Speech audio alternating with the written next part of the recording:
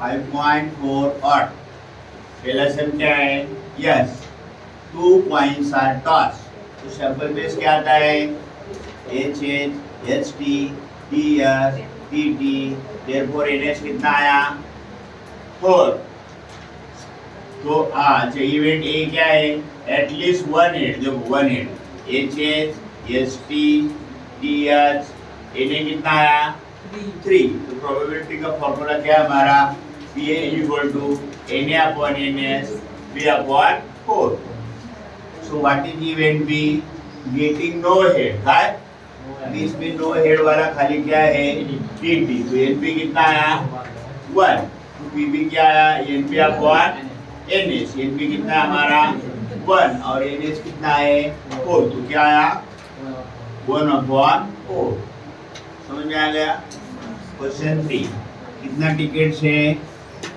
15 tickets है बराबर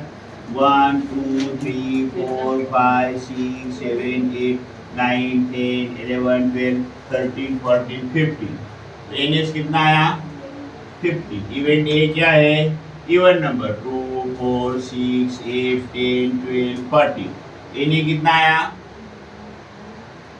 7 बराबर तो हमारा पी ए का फॉर्मूला क्या है N A upon N S is equal to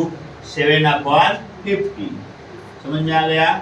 तो ये आ गया हमारा पी ए आगे देखो